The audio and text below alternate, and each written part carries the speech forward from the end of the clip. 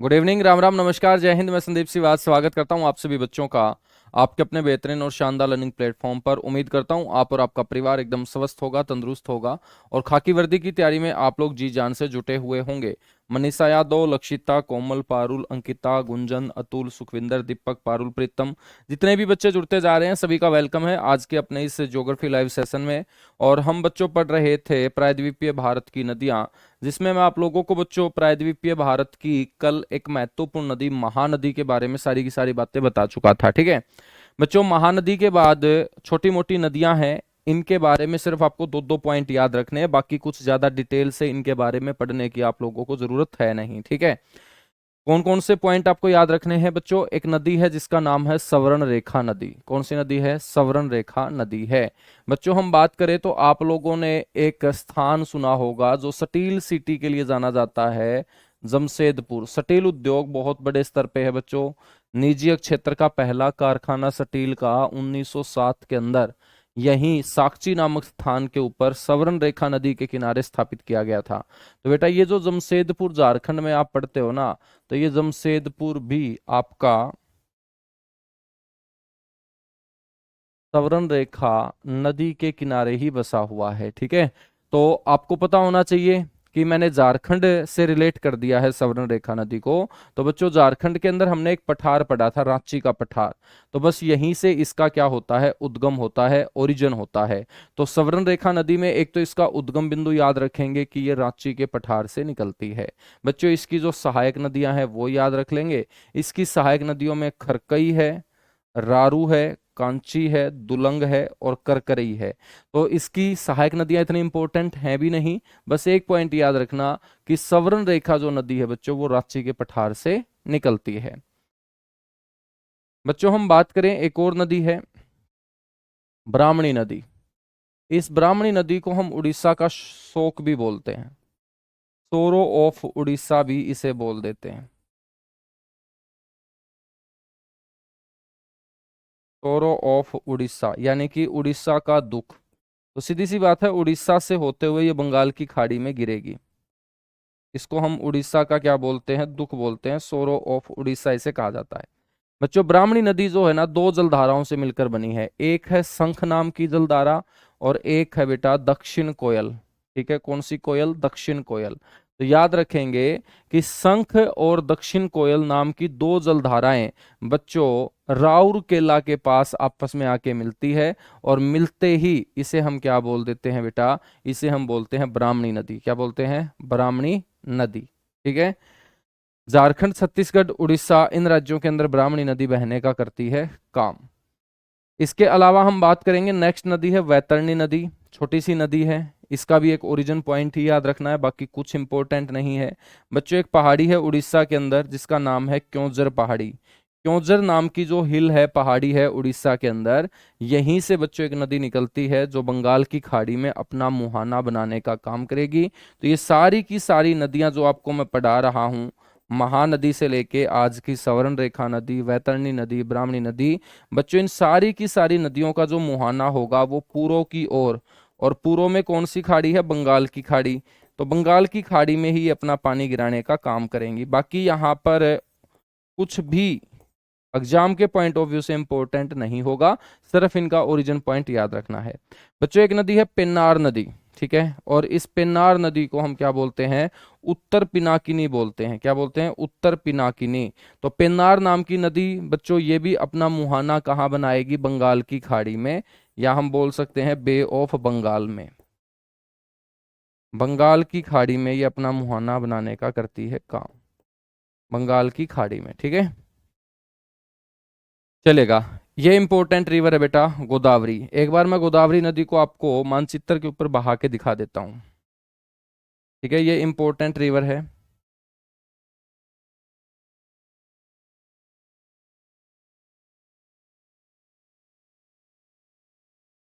जिसका नाम होगा गोदावरी नदी।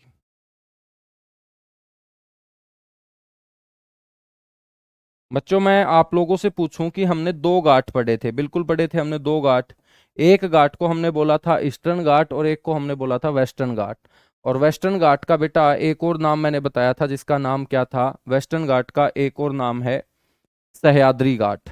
बच्चों, सह्याद्री घाट का विस्तार कहाँ से कहाँ तक, वेस्टर्न घाट का विस्तार कहाँ से कहाँ तक, गुजरात से लेके कन्याकुमारी तक।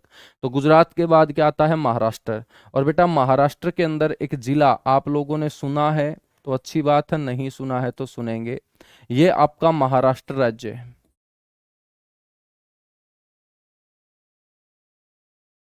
ठीक है, ये आपका महाराष्ट्र राज्य है।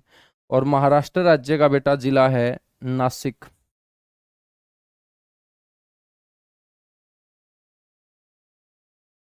कौन सा जिला है, नासिक जिला। और नासिक जिले के अंदर बच्चों जो पहाड़ी है, उस पहाड़ी का नाम है त्र्यंबकेश्वर पहाड़ी।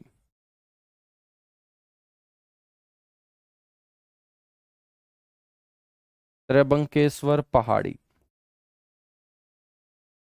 ठीक है। और ये सारा का सारा इलाका जो है, ये कौन सा इलाका है बेटा, इसी को हम बोलते हैं वेस्टर्न घाट,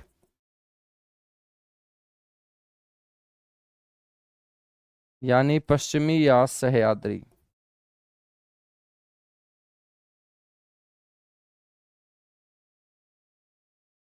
पश्चिमी या सह्याद्री घाट। ठीक है।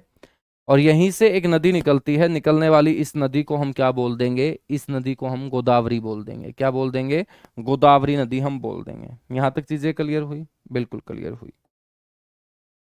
तो बेटा यहां से नदी निकलेगी गोदावरी, निकलने के बाद ये महाराष्ट्र के ठीक नीचे हम बात करेंगे कर्नाटक, कर्नाटक के बाद तेलंगाना, तेलंगाना के बाद आंध्र प्रदेश होते हुए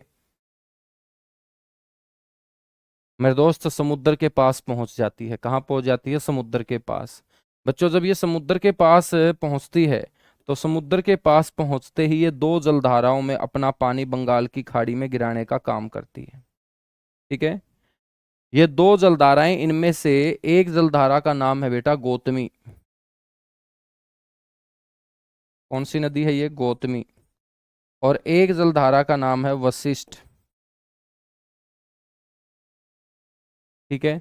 और ये जो नदी हम पढ़ रहे हैं, इस नदी का नाम आप लोगों को पता लग चुका होगा कि बेटा यही नदी आपकी कौन सी नदी है, सर जी यही नदी है गोदावरी।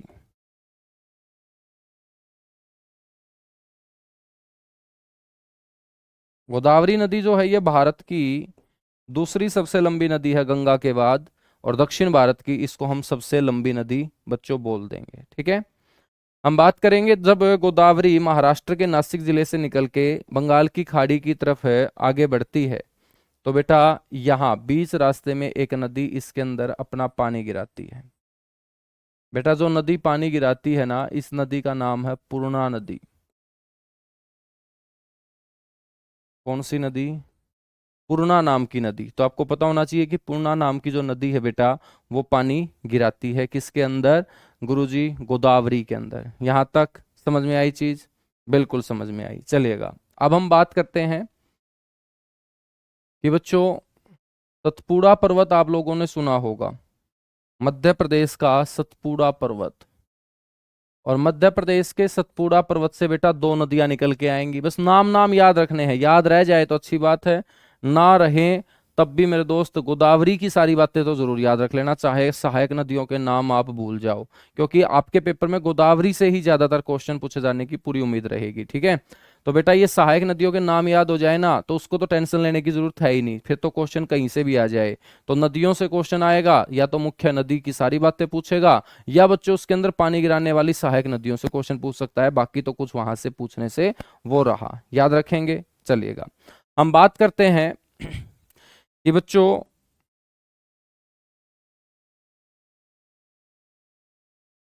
ये जो सतपुड़ा पर्वत है, यहां से दो नदियां निकलेंगी। एक का नाम होगा वर्धा नदी। एक का नाम क्या होगा बेटा, वर्धा नदी। ठीक है। और एक का नाम क्या होगा, वेन गंगा। कौन सी नदी हो जाएगी ये, वेन गंगा नदी हो जाएगी। कौन सी हो जाएगी, वेन गंगा नदी हो जाएगी। ठीक है। बेटा हम बात करें तो वर्धा और वेन गंगा आगे चल के दोनों एक हो जाती है, और फिर ये गोदावरी के अंदर अपना पानी गिराने का क्या करती है, काम करती है। बच्चों हम बात करें तो महाराष्ट्र की अजंता की पहाड़ियों के नजदीक से एक नदी और निकल के आती है छोटी सी, और ये नदी अपना पानी गिरा देती है वर्धा नदी के अंदर। बेटा इस नदी का नाम है पेनगंगा। पेन गंगा, ठीक है। तो पेन गंगा, वर्धा, पूर्णा, वेनगंगा, ये सारी की सारी ट्रिब्यूटरी कहलाएंगी किसकी? गोदावरी की ट्रिब्यूटरी बच्चों कहलाएंगी, ठीक है ना। हम बात करें यहाँ उड़ीसा का, एक पठार है बेटा। मैंने छत्तीसगढ़ और उड़ीसा में एक पठार आपको पढ़ाया होगा, दंडकारण्य पठार। दंडकारण्य पठार याद है आप लोगों के? तो अच्छी बात है, नहीं याद है तो उस पेज को पलट के देख लो। मैंने दंडकारण्य पठार का विस्तार उड़ीसा और छत्तीसगढ़ में पढ़ाया। तो बेटा उड़ीसा के अंदर जो ये दंडकारण्य पठार फैला हुआ है, यहाँ से एक नदी निकलेगी और निकलने वाली ये नदी भी अपना पानी गिरा देगी किसके अंदर? गोदावरी नदी के अंदर, ठीक है। बेटा ये जो नदी निकल रही है दंडकारण्य पठार से, इसका नाम है इंद्रावती नदी। तो इंद्रावती भी आपसे पूछ ले कि किसकी सहायक है, तो आप बोलेंगे गोदावरी की सहायक है इंद्रावती नदी। इंद्रावती नदी, ठीक है। याद रखेंगे, बिल्कुल याद रखेंगे। बेटा हम बात करें तो यहाँ महाराष्ट्र के अंदर यहाँ महाराष्ट्र के अंदर एक श्रेणी है जिसका नाम है बालाघाट।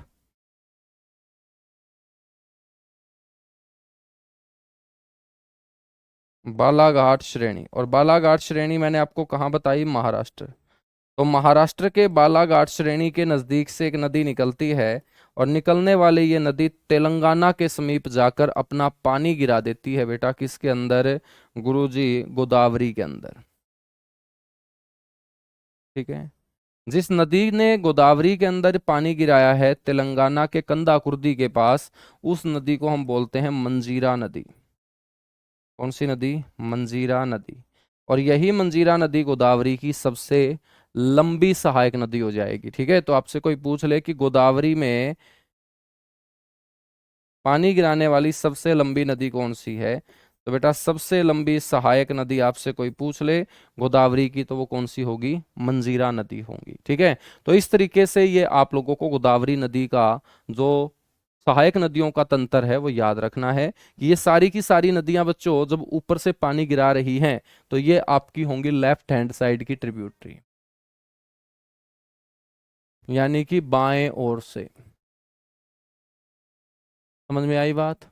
तो ये आपको रटना नहीं है, दाएं बाएं ये आपको रटना नहीं है, बल्कि ये आपको देखना है कि गोदावरी जब बंगाल की खाड़ी में जा रही है तो गोदावरी का मुंह आगे की तरफ होगा, बंगाल की खाड़ी की साइड होगा। तो बच्चों ये फिर गोदावरी के दो हाथ होंगे, ऊपर वाला हाथ मेरा लेफ्ट हैंड है। तो ऊपर से जितनी भी नदियां आके गोदावरी में पानी गिराएंगी ये लेफ्ट हैंड साइड की ट्रिब्यूटरी होंगी, और बेटा नीचे से जो पानी गिराएंगी ये क्या होंगी? राइट हैंड साइड की ट्रिब्यूटरी होंगी। तो मंजीरा नदी राइट हैंड साइड से बच्चों पानी गिराती है और ये सबसे लंबी क्या हो जाएगी? सहायक नदी हो जाएगी, ठीक है।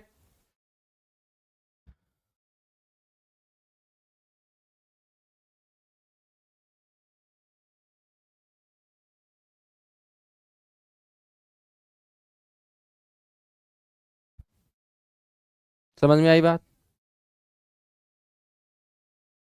अब ये इसकी सहायक नदियों के नाम याद रखोगे? बिल्कुल याद रखेंगे। अब गोदावरी के पॉइंट हम पढ़ लेते हैं फटाफट। मैं आप लोगों को पहले बता देता हूं, फिर मैं लिखे हुए आप लोगों को समझा दूंगा। बेटा गोदावरी नदी का ओरिजिन पॉइंट क्या होगा समझ चुके हो। गोदावरी नदी का मुहाना कहाँ बनेगा? बंगाल की खाड़ी में। गोदावरी नदी की जो टोटल लेंथ है वो 1465 किलोमीटर है, गंगा के बाद दूसरी सबसे लंबी नदी है। बच्चों गंगा के बाद दूसरी सबसे लंबी है तो गंगा तो उत्तर भारत में बहती है और ये दक्षिण भारत में, तो ये दक्षिण भारत की, जिसको हम प्रायद्वीपीय भारत भी बोल रहे हैं, इसकी सबसे लंबी नदी कौन सी हो जाएगी बेटा? गोदावरी हो जाएगी। गोदावरी की सहायक नदियों के बारे में आप लोग पढ़ चुके हो बच्चों। गोदावरी की सबसे लंबी सहायक कौन सी है? मंजीरा नदी है। यह आप लोगों को ध्यान रखना है कि गोदावरी नदी बच्चों भारत के भौगोलिक क्षेत्र का लगभग 10% भाग कवर करती है, ठीक है। मतलब ये तीसरा सबसे बड़ा नदी बेसिन है, third largest river basin of India. यदि आपसे कोई पूछ ले तो बेटा वो आपकी कौन सी होगी? गोदावरी। और सबसे बड़ा जो रिवर बेसिन है इंडिया का वो गंगा रिवर बेसिन होगा, क्योंकि सबसे ज्यादा राज्यों का जल मेरे दोस्त बाहर की तरफ धकेल के लेके जाती है कौन सी नदी? गंगा नदी। और मैंने आप लोगों को बताया था कि गंगा नदी लगभग 15 राज्यों के जल को मेरे दोस्त क्या है? बाहर की ओर बंगाल की खाड़ी की तरफ लेके जाने का क्या करती है? काम करती है, ठीक है। तो अब हम बात करते हैं यहां पर गोदावरी नदी के जो पॉइंट आप लोगों को याद रखने हैं, तो बच्चों पहला जो पॉइंट है वो है इसका ओरिजिन पॉइंट। ओरिजिन पॉइंट किस तरीके से पूछ सकता है? पहाड़ी का नाम पूछ सकता है बच्चों, आपसे जिला पूछ सकता है, नासिक जिला। और नासिक वो जिला है जहां पर क्या लगता है? कुंभ का मेला। कुंभ का मेला भारत के अंदर 4 शहरों में लगता है, जिसमें एक हरिद्वार है, एक प्रयागराज है, एक उज्जैन है और एक नासिक है। तो नासिक के अंदर जो कुंभ का मेला लगता होगा वो कौन सी नदी के किनारे? गोदावरी नदी के किनारे। बेटा इसका नाम गोदावरी क्यों पड़ा होगा? क्योंकि एक ऋषि की गोद से बच्चों ये निकली थी, ऐसा ग्रंथ और पुराण बताते हैं। ठीक है, ऐसा ग्रंथ और पुराण बताते हैं।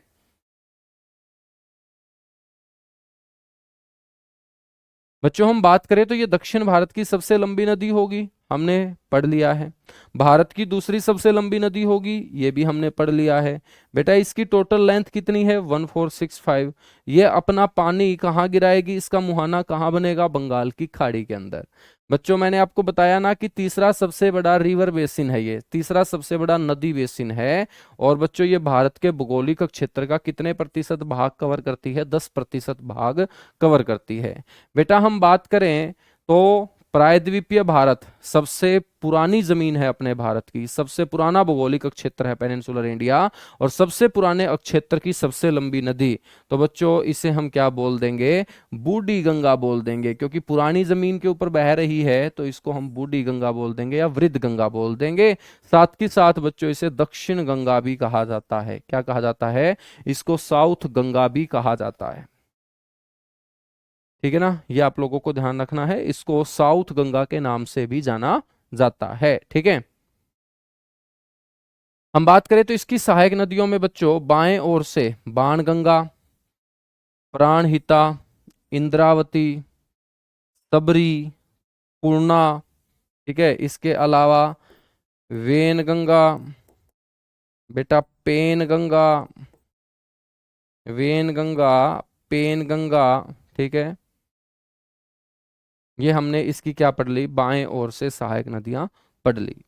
बच्चों दाएं ओर से इसकी जो महत्वपूर्ण सहायक नदी होगी बच्चों वो होगी मंजीरा। और मंजीरा जो है ना, ये मैंने आपको बता दिया, गोदावरी की सबसे लंबी सहायक नदी होगी, जो बालाघाट श्रेणी से निकलती है। सबसे लंबी ट्रिब्यूटरी होगी बच्चों मंजीरा। मंजीरा के साथ साथ दाएं ओर से एक और नदी इसमें पानी गिराती है, जिसका नाम है परवरा। बच्चों परवरा एक ऐसी ट्रिब्यूटरी है गोदावरी की, जिसका उद्गम, जिसका ओरिजिन पॉइंट गोदावरी की तरह कहाँ से होता है? बेटा पश्चिमी घाट से ही होता है। ठीक है, तो गोदावरी कहाँ से निकल के आई है? वेस्टर्न घाट से। तो गोदावरी की एक ऐसी ट्रिब्यूटरी का नाम बताओ जिसका उद्गम है वेस्टर्न घाट से ही हो रहा है। तो बेटा वो परवरा नदी होगी, जो दाएं ओर से अपना पानी गिराने का काम करती है। और साथ के साथ ये भी आपको याद रखना है कि बच्चों महाराष्ट्र का एक जिला है अहमदनगर। बच्चों ये एक ऐसी नदी है परवरा नदी, जो अहमदनगर जिले से तो निकलती है और अहमदनगर जिले में ही गोदावरी के अंदर अपना पानी गिरा देती है। तो आपसे मैं क्वेश्चन पूछूं एक बड़ा इंपॉर्टेंट है कि गोदावरी की एक ऐसी ट्रिब्यूटरी बताओ जिसका उद्गम बिंदु और मुहाना दोनों के दोनों अहमदनगर जिले में है। तो बेटा वो नदी आपकी परवरा नदी होगी। कौन सी नदी होगी? परवरा नदी होगी।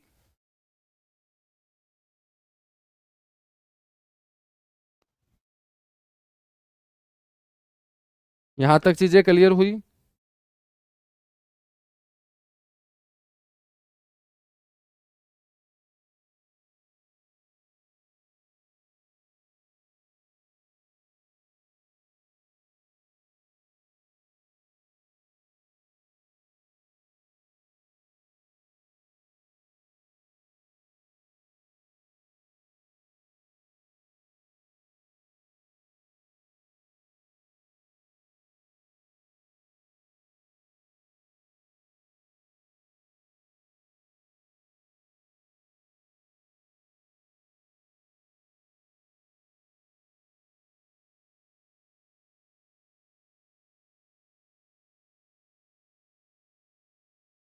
चलेगा, बहुत बढ़िया भाई।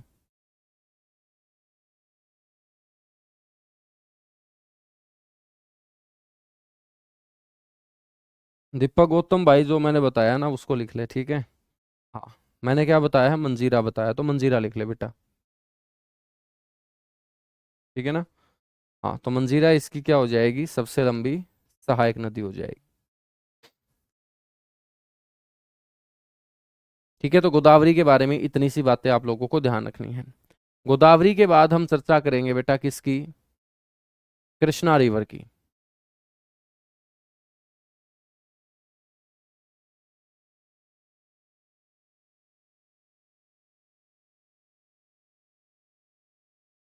गोदावरी के बाद,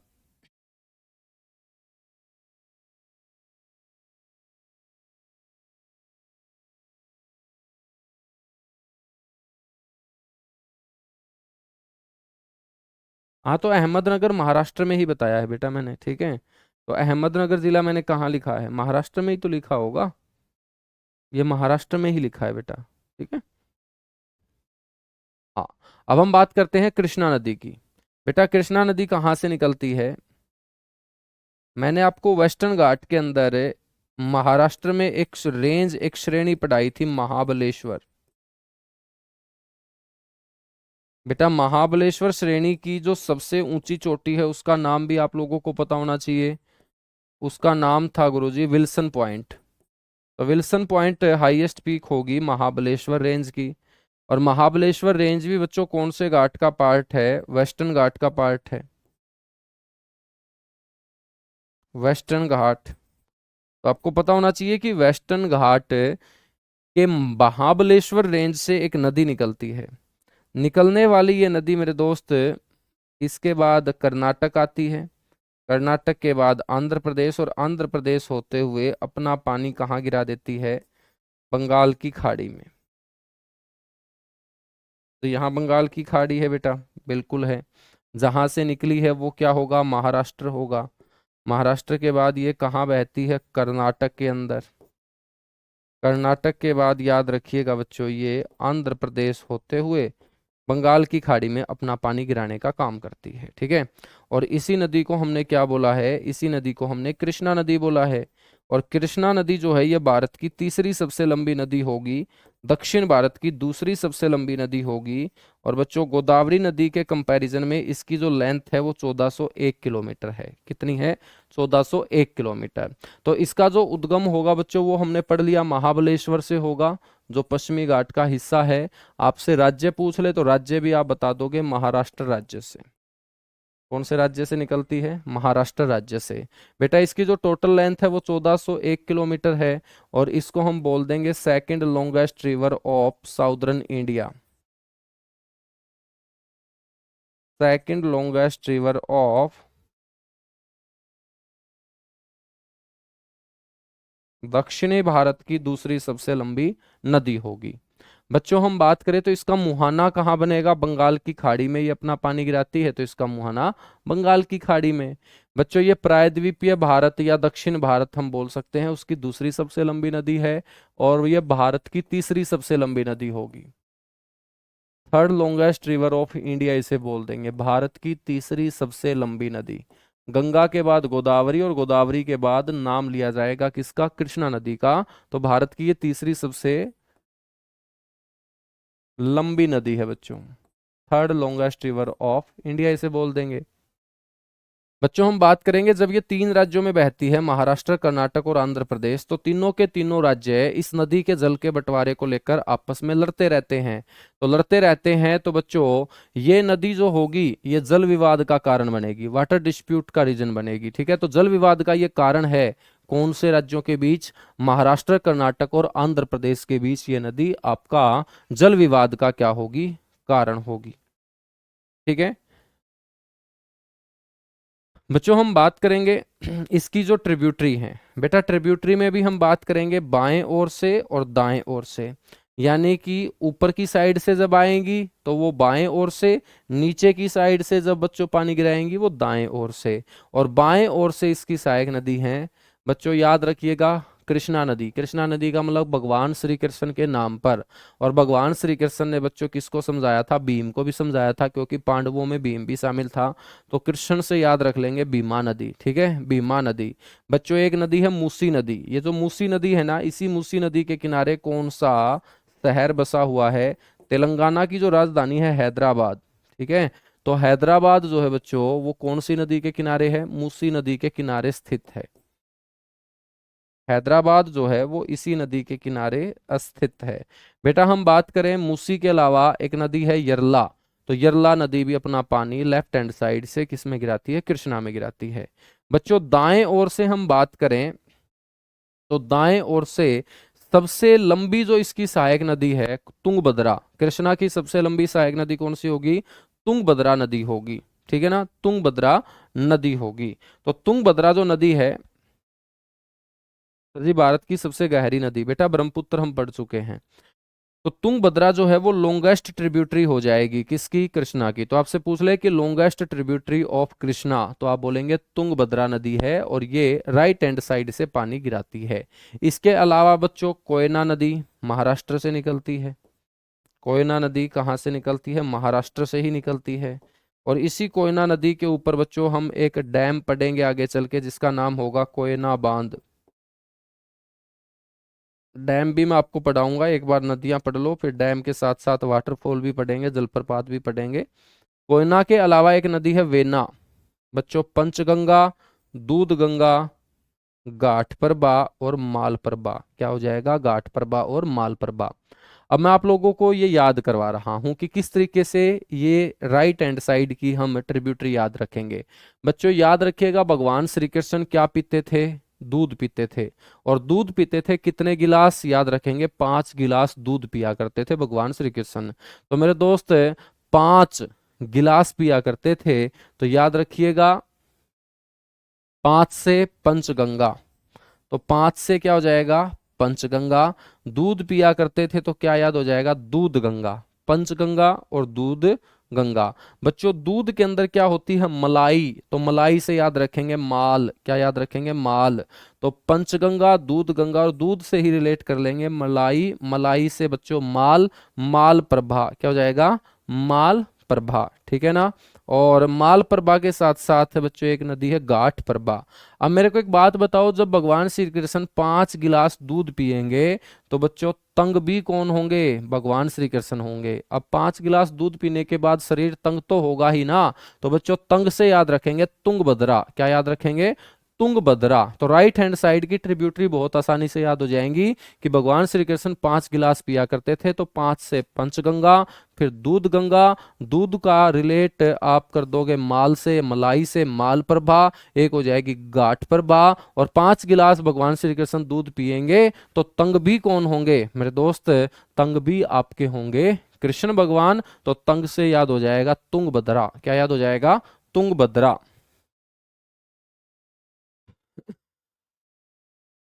ठीक है। तो बेटा ये है आपकी कौन सी नदी, कृष्णा नदी। कृष्णा नदी के बाद हम बात करेंगे कावेरी की। कृष्णा के बाद हम किसका जिक्र करेंगे बेटा, कावेरी का। छोटी सी नदी है कावेरी भी, लेकिन इंपॉर्टेंट बहुत है, इंपॉर्टेंट रिवर है कावेरी। बेटा आप लोगों ने एक राज्य सुना कर्नाटक, और बेटा कर्नाटक के अंदर एक पहाड़ी है ब्रह्मागिरी पहाड़ी। कौन सी पहाड़ी है, ब्रह्मागिरी पहाड़ी। और ये जो ब्रह्मागिरी पहाड़ी है ना, ये कौन से जिले में है, कुर्ग जिले में। तो इस जिले का नाम क्या है, कुर्ग। बेटा ये जो कुर्ग जिला है ना, इसको भारत का स्कॉटलैंड बोलते हैं, क्या बोलते हैं इसको, भारत का स्कॉटलैंड बोलते हैं, याद रखिएगा। इसको स्कॉटलैंड ऑफ इंडिया कहा जाता है, भारत का स्कॉटलैंड कहा जाता है कुर्ग जिले को। और बेटा कुर्ग जिला जो है ना, ये कौन से स्टेट में है, कर्नाटक में, ठीक है। और यहां से एक नदी निकलती है, निकलने वाली इस नदी को ही हम क्या बोलेंगे, कावेरी रिवर बोलेंगे। कौन सी नदी, कावेरी नदी। कावेरी नदी यहां से निकलने के बाद तमिलनाडु आएगी, कर्नाटक के बाद बेटा ये तमिलनाडु में बहती है। और तमिलनाडु बहते हुए ही अपना पानी कहाँ गिरा देती है, बंगाल की खाड़ी में। तो इसका मुहाना भी कहाँ बनेगा, बंगाल की खाड़ी में। कौन से राज्यों में बहती है ये? कर्नाटक और तमिलनाडु में। जिन राज्यों में बहती है बेटा, उन्हीं दो राज्यों के बीच ये विवाद का कारण भी बनेगी। तो क्वेश्चन आपसे पूछा जाएगा कावेरी नदी जल विवाद कौन से दो राज्यों के बीच है, तो आप बोलेंगे कर्नाटक और तमिलनाडु के बीच है। ठीक है, तो इसका ओरिजिन पॉइंट बहुत आसानी से याद रख लेंगे, ब्रह्मागिरी पहाड़ी, कुर्ग जिला, कर्नाटक राज्य, और कुर्ग को हमने बोल दिया स्कॉटलैंड ऑफ इंडिया। बच्चों ये भी अपना पानी कहाँ गिरा रही है? बे ऑफ बंगाल में, तो इसका मुहाना भी कहाँ बनेगा? बे ऑफ बंगाल में। कर्नाटक और तमिलनाडु इन राज्यों में बहती है, तो यहाँ के लोग जल के बंटवारे को लेकर क्या करेंगे? विवाद करेंगे। तो कावेरी रिवर डिस्प्यूट कौन से दो स्टेट के बीच होगा? कर्नाटक और तमिलनाडु के बीच होगा। ठीक है ना? सर जी कितने क्वेश्चन आते हैं ज्योग्राफी से? बेटा ये तो मेरे को नहीं पता, लेकिन 4 से 5 क्वेश्चन की हम एवरेज लेके चलते हैं। 4 से 5 क्वेश्चन की हम एवरेज लेके चलते हैं।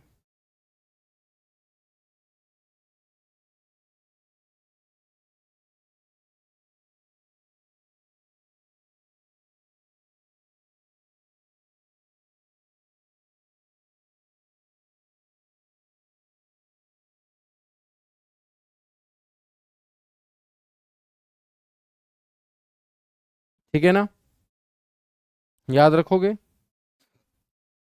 बेटा हम बात करें तो ये अपने दक्षिण भारत की क्या हो जाएगी? बारहमासी नदी।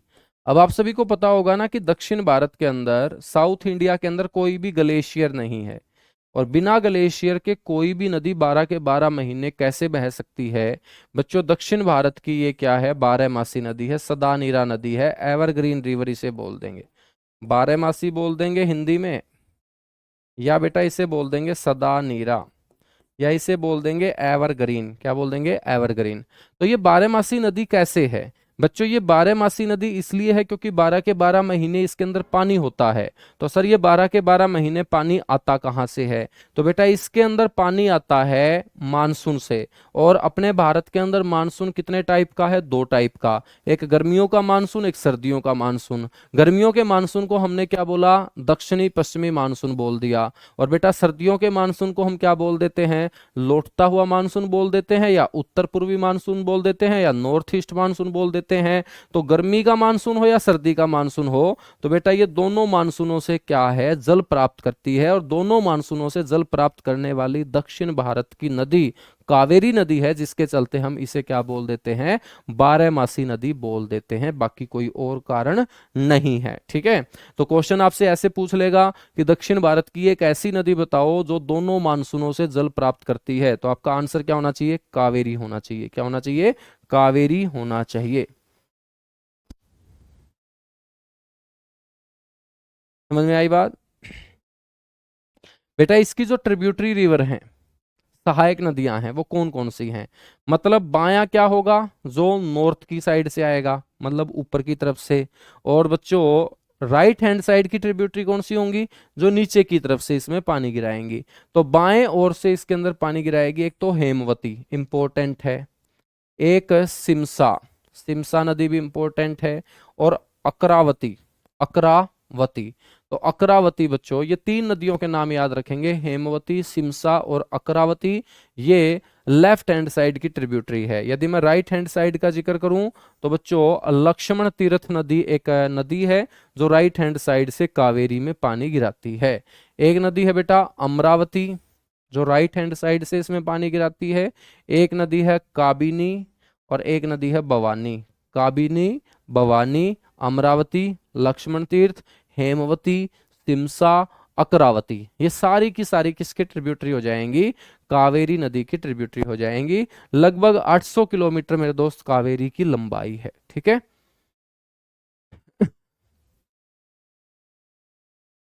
चलेगा। 2 नदियां और पढ़ लेते हैं, छोटी सी नदियां हैं ये, बहा के तो इसको नहीं दिखाया जाएगा। बच्चों एक नदी है वैगई नदी, वैगई नदी। ठीक है, वैगई नदी जो है ना, ये वरुसनाथ पहाड़ी की पूर्वी ढाल से निकलती है। वरुसनाथ पहाड़ी की पूर्वी ढाल, पूर्वी ढाल का मतलब ईस्टर्न स्लोप। ठीक है भाई, जो इंग्लिश मीडियम बोल रहे हैं साथ की साथ इंग्लिश में लिखा हुआ है बेटा, originates from eastern slope of Varusanath hills. ठीक है ना, तो साथ की साथ इंग्लिश में लिखा हुआ है। बेटा मुहाना यानी कि माउथ इसका कहाँ बनता है? पाक की खाड़ी के अंदर। ठीक है, कौन सी खाड़ी के अंदर बेटा? पाक खाड़ी, PALK, पाकिस्तान वाला पाक नहीं है, ये वो पाक खाड़ी है जो मैंने आपको एडम्स ब्रिज के ऊपर का जल बताया था। आदम का पुल मैंने पढ़ाया था भारत और श्रीलंका के बीच, तो आदम के पुल के नॉर्थ में बच्चों जो खाड़ी है उसको पाक खाड़ी बोलते हैं, और पाक खाड़ी के अंदर ही वैगई अपना पानी गिराती है। बच्चों हम इसे भारत की सबसे दक्षिण में बहने वाली नदी बोल सकते हैं। भारत की सबसे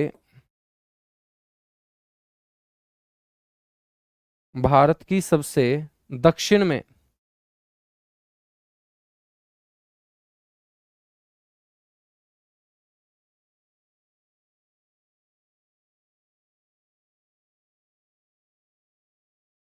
बहने वाली नदी बोल सकते हैं बेटा।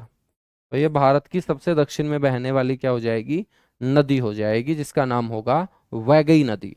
वैगई नदी के बाद एक नदी है ताम्रपर्णी नदी। ताम्रपर्णी नदी, और ताम्रपर्णी नदी जो है बेटा, इसका उद्गम होता है वेस्टर्न घाट, सह्याद्री घाट से। राज्य यदि आपसे कोई पूछ ले तो राज्य होगा तमिलनाडु। और तमिलनाडु एक ऐसा राज्य है बेटा जो ईस्टर्न घाट और वेस्टर्न घाट दोनों के साथ लगा हुआ है। तो ईस्टर्न घाट में भी तमिलनाडु और वेस्टर्न घाट में भी तमिलनाडु। ईस्टर्न घाट में तमिलनाडु ज्यादा है एज कंपेयर्ड टू वेस्टर्न घाट, ठीक है,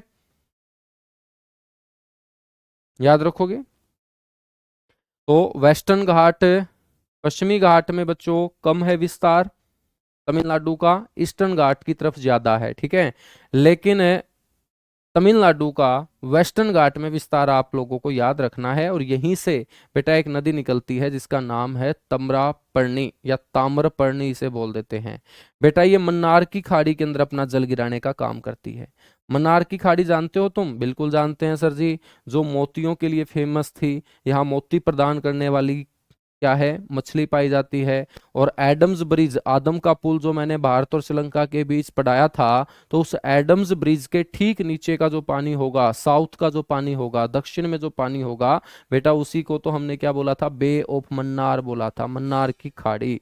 तो ये तमिलनाडु राज्य में बहती है, और इसका जो पुराना नाम है वो है पोरुनई नदी। पोरुनई नदी बेटा ये श्रीलंका देश का भी पुराना नाम है,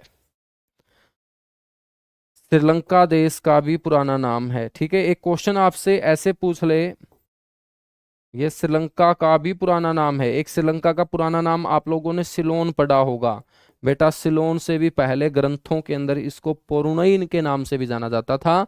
तो भारत की एक ऐसी नदी बच्चों जिसके नाम पर श्रीलंका का भी नाम रखा गया था, तो भारत की एक ऐसी नदी जिसके नाम पर श्रीलंका का नाम रखा गया बेटा, उस नदी का नाम है पोरुनई नदी। कौन सी नदी है वो? पोरुनई नदी उसे हम बोलते हैं। क्या बोलते हैं? पोरुनई नदी उसे हम बोलते हैं। यहां तक चीजें क्लियर हुई? फटाफट बताइएगा। बस दो दो पॉइंट आपको याद रखने ही रखने पड़ेंगे बेटा, याद रखने ही रखने पड़ेंगे। जब आप मैथ्स के अंदर sine theta, cos theta, tangent theta, ये सारे थीटा बच्चों याद कर लेते हो, तो ये पहाड़ कौन से खेत की मूली है, ये तो बहुत जल्दी याद हो जाएंगे।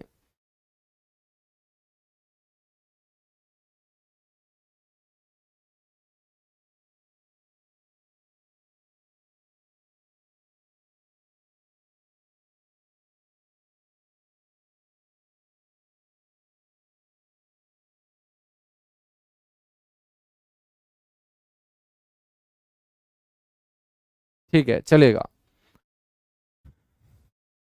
बेटा। सारी की सारी नदियां अपनी कंप्लीट हो चुकी है, तो सारे के सारे बच्चे एक बार मुस्कुराएंगे, क्योंकि बहुत सारे बच्चे तो ये सोच रहे थे कि यार ये नदियां खत्म होने का नाम ही नहीं ले रही, ठीक है। तो हमने बच्चों अभी तक अपने भारत की सारी नदियों को क्या है? पढ़ लिया है। सारी की सारी नदियों को हमने क्या है? पढ़ लिया है, ठीक है। फिर भी जो छोटी मोटी बेसिक नदियां होंगी बच्चों, वो अपनी आगे चल के कवर हो जाएंगी। जैसे छोटी छोटी नदियां बच्चों पूछी जाएंगी, जैसे आपसे क्वेश्चन पूछ लूं कि रिहंद नदी कहाँ बहती है, तो आप बोलेंगे उत्तर प्रदेश में बहती है। ठीक है, ऐसे ही बच्चों आपसे पूछ लिया जाएगा उमियम नाम की नदी कहाँ बहती है, उमियम नदी कहाँ बहती है, तो बेटा तुम बोल दोगे कि उमियम नदी मेघालय के अंदर बहती है। कहाँ बहती है बेटा, मेघालय के अंदर बहने वाली नदी को हम उमियम नदी बोलते हैं। आपसे पूछ लेगा गग्गर नदी कहाँ बहती है, तो गग्गर नदी हम बता देंगे हिमाचल प्रदेश, हरियाणा और राजस्थान में बहती है। तो बच्चों ये नदी जो है ना इतनी इम्पोर्टेंट तो है नहीं, लेकिन एग्जाम में जब पूछ ली जाती है तो इम्पोर्टेंट अपने आप बन जाती है। तो इसलिए ये बीच में मैं आप लोगों को जब भी बांध पढ़ाऊंगा, झील पढ़ाऊंगा, वहां पर मेरे दोस्त जलप्रपात पढ़ाऊंगा, कुछ और नदियों के नाम आएंगे तो उन नदियों के नाम आप वहां से कवर करेंगे। हमने सारी की सारी नदियां पढ़ ली अपने भारत की। अब मेरे दोस्त इन नदियों के किनारे बसे हुए, इन नदियों के किनारे बसे हुए हम हमारे फेमस जो सिटी हैं, प्रसिद्ध जो शहर हैं, उनके बारे में चर्चा करेंगे कि भारत के कौन कौन से प्रसिद्ध शहर इन नदियों के किनारे बसे हुए हैं। ठीक है बेटा, देखिएगा यहां पर कुछ शहरों के नाम हैं, जैसे अयोध्या। अब याद मैं करवाऊंगा आपको साथ की साथ बेटा, अयोध्या। तो आपको पता होना चाहिए कि योद्धा लोग होते हैं ना, वो कभी भी सर नहीं झुकाते। सर नहीं झुकाते तो सर से क्या बन जाएगा बेटा, सरयू नदी। अयोध्या जो है उत्तर प्रदेश का शहर है जहां पर राम मंदिर बना हुआ है बेटा। तो पूछा जाएगा वो कौन सी नदी के किनारे बसा हुआ है, सरयू नदी के किनारे। बच्चों आगरा, ताजमहल जहां पर है यमुना नदी के किनारे। ठीक है, यमुना नदी के किनारे बहुत सारे और हमारे शहर हैं, जैसे बच्चों में बात करूं यमुना नदी के किनारे करनाल है, हरियाणा का शहर करनाल है बेटा, दिल्ली है, हम बात करें अलीगढ़ है, अलीगढ़ है। ठीक है, हम बात करें यमुना नदी के किनारे इटावा है, हमीरपुर है।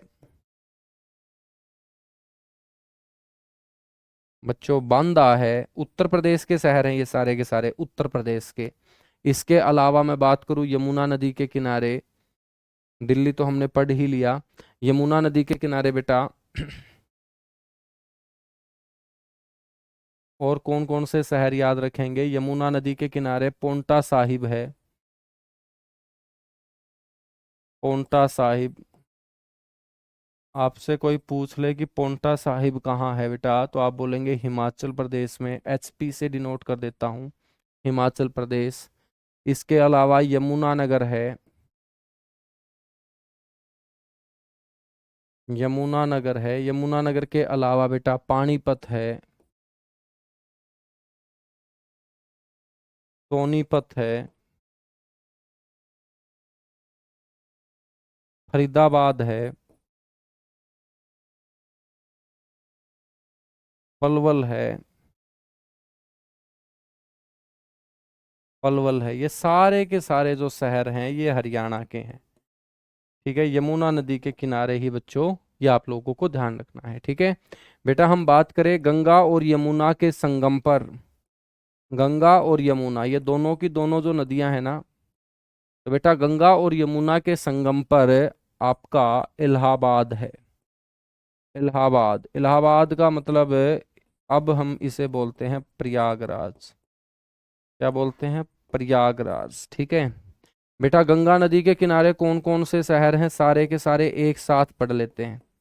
गंगा नदी के किनारे कौन कौन से शहर हैं, जैसे मैं बात करूं, एक तो है ऋषिकेश, ऋषिकेश और हरिद्वार,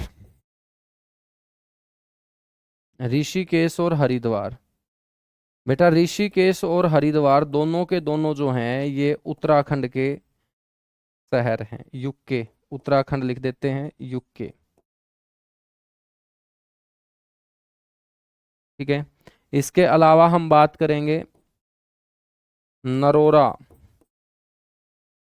बिजनौर, फरुखाबाद,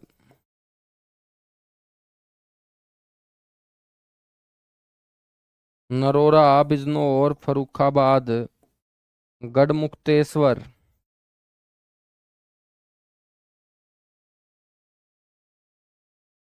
गढ़मुक्तेश्वर के बाद बेटा आपको याद रखना है कन्नौज। कन्नौज। कन्नौज के अलावा यहाँ पर याद रखोगे प्रयागराज, याद रखोगे बेटा वाराणसी, याद रखोगे गाजीपुर। ये सारा का सारा इलाका उत्तर प्रदेश का है बेटा, यूपी। ये गंगा नदी के किनारे है, ठीक है, गंगा नदी के किनारे। गंगा नदी के किनारे हम बात करें तो सोनपुर,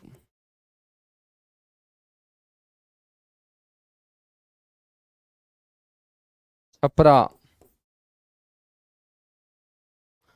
सोनपुर छपरा पटना।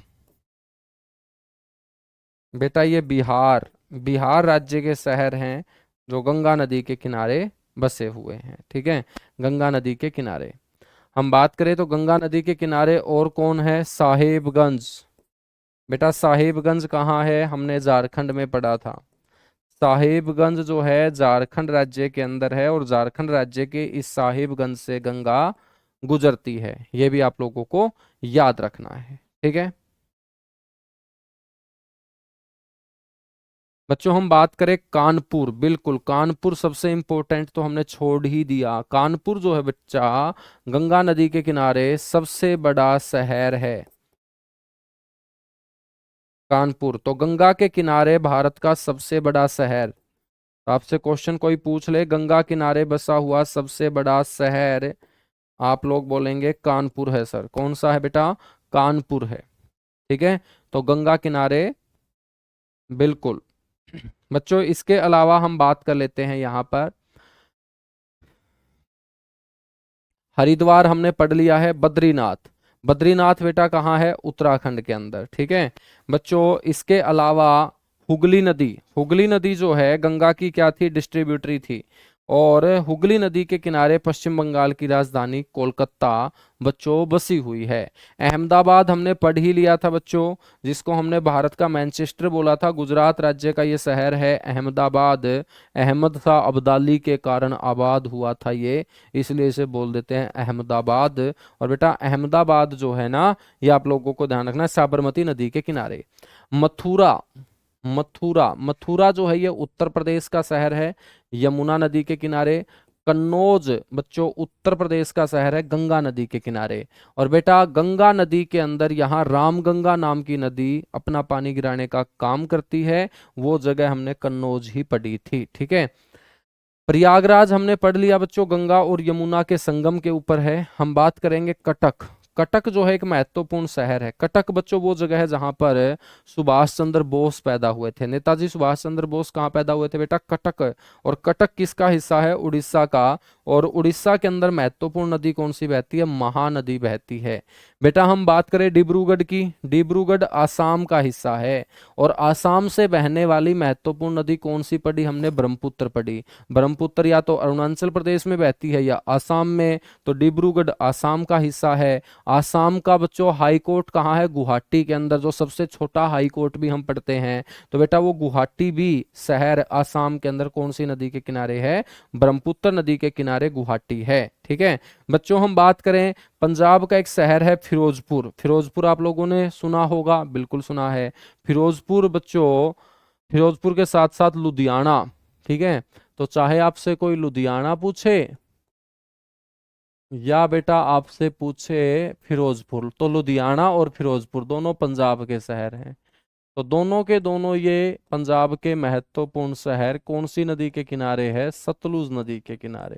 तो पंजाब से बहने वाली महत्वपूर्ण नदी सतलुज रिवर है बेटा, जो ट्रिब्यूटरी है किसकी, इंडस की। सर जी बरेली, बेटा बरेली जहां झुमका गिरा था, झुमका कौन से बाजार में गिरा था, बरेली के बाजार में। तो बेटा बरेली जो है ना यूपी का शहर है, और ये रामगंगा नदी के किनारे है, ठीक है ना, रामगंगा नदी के किनारे ये शहर है, ठीक है। बेटा ये तो नाम है सारे के सारे। इसके अलावा हम बात करेंगे तेलंगाना की राजधानी है बेटा हैदराबाद। मूसी नदी के किनारे। ठीक है, कौन सी नदी के किनारे? मूसी नदी के किनारे। बच्चों जबलपुर, मध्य प्रदेश का हाई कोर्ट कहाँ है? भोपाल में नहीं है मध्य प्रदेश का हाई कोर्ट, जबलपुर में है।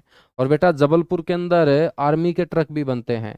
कभी आप अपने भारतीय जो थल सेना है उसके ट्रकों को आप देखोगे ना, तो उसके ट्रक के आगे लिखा मिलेगा व्हीकल फैक्ट्री जबलपुर। तो आर्मी के ट्रक कहाँ बनते हैं बेटा? जबलपुर में ही बनते हैं। और मध्य प्रदेश से महत्वपूर्ण नदी कौन सी निकलती है? नर्मदा नदी निकलती है। ठीक है, कानपुर हमने पढ़ ही लिया। कोटा, कोटा बच्चों जो कोचिंग के लिए भी फेमस है, नीट जेई की कोचिंग के लिए कोटा फेमस है ना। हाँ, तो बेटा ये कोटा जो राजस्थान का महत्वपूर्ण शहर है चंबल नदी के किनारे, क्योंकि राजस्थान की सबसे महत्वपूर्ण नदी कौन सी है? राजस्थान की सबसे महत्वपूर्ण नदी का नाम चंबल नदी है। ठीक है बेटा, जौनपुर, जौनपुर और जौनपुर के साथ साथ यहाँ पर याद रखेंगे लखनऊ। तो जौनपुर बच्चों उत्तर प्रदेश का शहर और लखनऊ उत्तर प्रदेश की राजधानी। बच्चों ये कौन सी नदी के किनारे है? गोमती नदी के किनारे। गोमती नाम की नदी बच्चों कहाँ से निकलती है? फुलहर नाम की झील से निकलती है और गाजीपुर के अंदर उत्तर प्रदेश में गंगा नदी के अंदर मिलने का काम करती है। मैं आपसे क्वेश्चन पूछता हूं, ठीक है, मैं आप लोगों से क्वेश्चन मेरे दोस्त यहां पर पूछता हूं कि गंगा नदी की एक ऐसी सहायक नदी का नाम बताओ जिसका ओरिजिन पॉइंट पहाड़ी क्षेत्र ना होके मैदानी क्षेत्र है। बताइएगा फटाफट।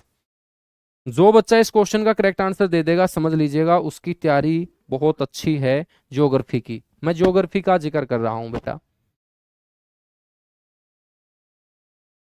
मैं आपसे क्वेश्चन यहां पर पूछ रहा हूं कि एक ऐसी सहायक नदी बताओ गंगा की,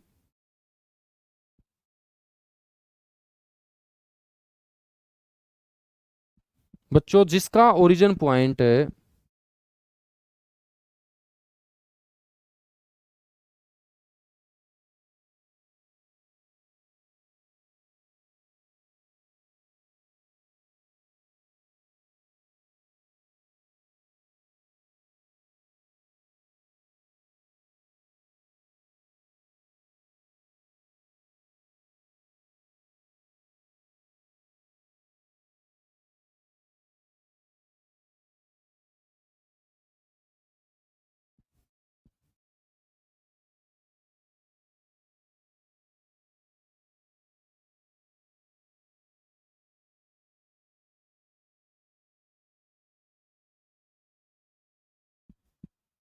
बहुत बढ़िया, गोमती नदी। बिल्कुल भाई, जिस जिस बच्चे ने आंसर दिया है काबिले तारीफ है। गोमती नदी एक ऐसी नदी है बेटा जिसका उद्गम पहाड़ी क्षेत्र ना हो के मैदानी क्षेत्र है, क्योंकि वो मैंने बताया था कि पीलीभीत जिला जो उत्तर प्रदेश के अंदर है वहां पर एक झील बनी हुई है फुलहर झील, और उसी फुलहर झील से बच्चों वो निकलती है। पटना, बिहार की राजधानी पटना सभी को पता है, गंगा नदी के किनारे। बेटा राजमुंदरी, राजमुंदरी एक ऐसा स्थान है जहां पर तंबाकू के ऊपर रिसर्च की जाती है। ठीक है, तो तंबाकू अनुसंधान के अंदर भारत का कहाँ है? राजमुंदरी के अंदर। और ये राजमुंदरी जो है बच्चों गोदावरी नदी के किनारे। ठीक है, क्योंकि आंध्र प्रदेश से बहने वाली महत्वपूर्ण नदी है गोदावरी। बेटा श्रीनगर जो जम्मू कश्मीर की राजधानी है, झेलम नदी। तो श्रीनगर बच्चों आप सभी को पता है आतंकवादियों को झेलता है, तो झेलने से याद रख लेंगे झेलम। ठीक है, सूरत, डायमंड नगरी सूरत बच्चों गुजरात। ये आपकी ताप्ती नदी बोल देते हैं, इसको तापी नदी भी बोलते हैं। ठीक है, बोलते इसको तापी नदी है, बहुत सारे लोग इसे ताप्ती भी बोल देते हैं बच्चों। उसके बाद आ जाता है तिरुचिरापल्ली। मेरे दोस्त रिश्तेदारी में आप लोग क्या लेके जाते हो? केले, केले लेके जाते हो ना रिश्तेदारी में, या रिश्तेदार हमारे घर आए तो बच्चों एक दर्जन केले लेके आते हैं। तो बेटा उन केलों के ऊपर रिसर्च जो की जाती है वो कहाँ की जाती है? तिरुचिरापल्ली में। यहाँ अपने भारत का बनाना रिसर्च सेंटर है। ठीक है, केला अनुसंधान के अंदर कहाँ होगा? तिरुचिरापल्ली। और तिरुचिरापल्ली का छोटा नाम है त्रिची। और बेटा ये त्रिची कहाँ है? ये तमिलनाडु के अंदर है। और तमिलनाडु से बहती है कौन सी रिवर? कावेरी रिवर, जिसको हम दक्षिण की गंगा बोलते हैं। दक्षिण की गंगा हम बोलते हैं।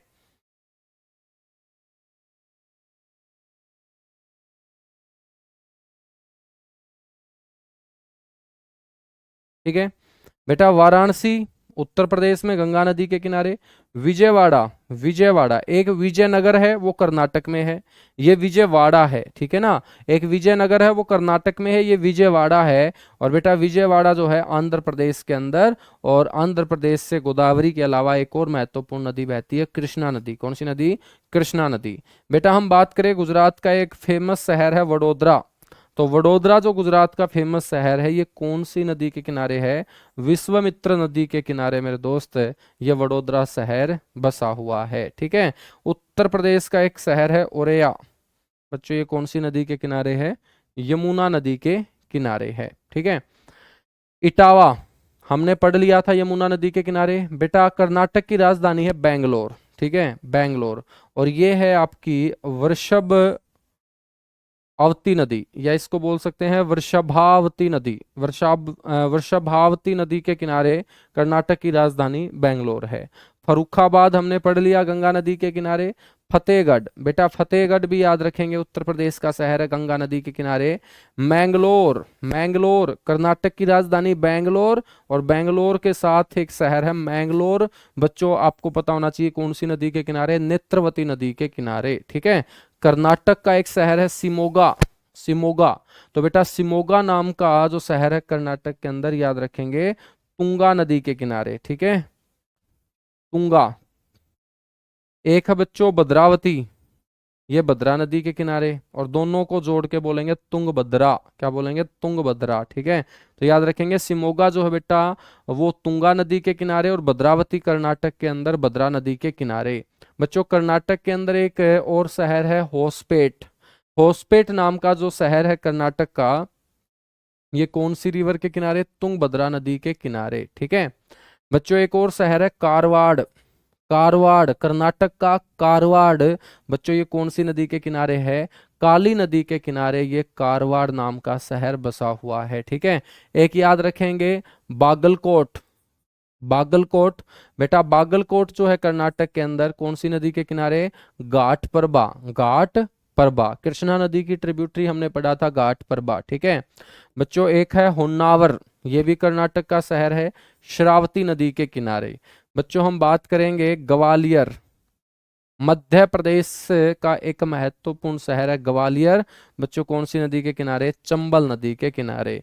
गोरखपुर मेरे दोस्त, जहां से कई बार सांसद चुने गए योगी आदित्यनाथ, उत्तर प्रदेश का एक फेमस गोरखपुर, बाबा गोरखनाथ की धरती, राप्ती नदी के किनारे बच्चों ये गोरखपुर जो है वो बसा हुआ है। लखनऊ हमने पढ़ लिया है गोमती नदी के किनारे बच्चों बसा हुआ है, ठीक है। तो ये सारे के सारे आपको महत्वपूर्ण शहर याद रखने हैं जो अलग अलग नदियों के किनारे भारत के अंदर बसे हुए हैं, ठीक है। तो बेटा इस टॉपिक में हमारे 2 दिन का काम और पेंडिंग है, ठीक है। तो 2 क्लास में मैं आप लोगों को ये टॉपिक कंप्लीट करके दे दूंगा, और उसके बाद आपको देर नहीं लगेगी सिलेबस की तरफ बढ़ते हुए, बहुत जल्दी आपका फिर सिलेबस होगा, क्योंकि डेली का बच्चों एक एक टॉपिक आपका कंप्लीट होता चलेगा, ठीक है। उसके बाद इतने लेंथी टॉपिक ज्योग्राफी में आपको नहीं मिलेंगे, मैक्सिमम 2 से 3 दिन में टॉपिक निपट जाया करेगा, ठीक है। एक कृषि और पशुपालन बड़ा टॉपिक है, इसके अलावा खनिज है 1 दिन में, उद्योग धंधे हैं 1 दिन में, अपने भारत की जनगणना है 1 दिन में, जनजातियां है 1 दिन में, जलवायु है 1 दिन में, मिट्टी है 1 दिन में, ठीक है ना। तो लगभग 8 से 9 या 9 से 10 क्लास में इंडिया जीके कंप्लीट, और फिर आगे आने वाले बच्चों 15 से 18 क्लास के अंदर आपकी वर्ल्ड ज्योग्राफी कंप्लीट, ठीक है। तो इंडियन ज्योग्राफी और वर्ल्ड ज्योग्राफी लगभग नवंबर महीना मैंने आपसे मांगा है, तो नवंबर महीने में बच्चों आपकी ज्योग्राफी कंप्लीट है हो जाएगी, और आपके पास रिवीजन का टाइम भी बच जाएगा। और फिर आपका जो एक और पार्ट है इकोनॉमिक्स, जो ज्योग्राफी के कंप्लीट होते ही शुरू होगा बच्चों, वो भी आपका शुरू हो जाएगा, ठीक है। सर जी ये इतना याद कैसे करें? बेटा याद तो करना पड़ेगा ना, नौकरी भी तो तुम कितने लाखों बच्चों में से लगोगे, ये भी तो देखो तुम। मान के चलिएगा कि भाई सारे ही बच्चे यदि एक साथ याद कर लेते एक बार पढ़ने से, तो बच्चों अपने को नौकरी कौन देता फिर? तो जो बच्चा 4 से 5 बार रिवीजन करने की हिम्मत रखेगा, बच्चों रातों से लड़ना पड़ेगा, बातों से नहीं काम चलेगा, ठीक है। तो रातों से लड़ना शुरू कर दीजिएगा, क्योंकि समय आपके पास बड़ा सुनहरा है, गोल्डन टाइम पीरियड है। और पूरी ताकत झोंक दीजिएगा, जितना आप पढ़ सको बच्चों उतना पढ़िएगा रिलैक्स माइंड से, ठीक है।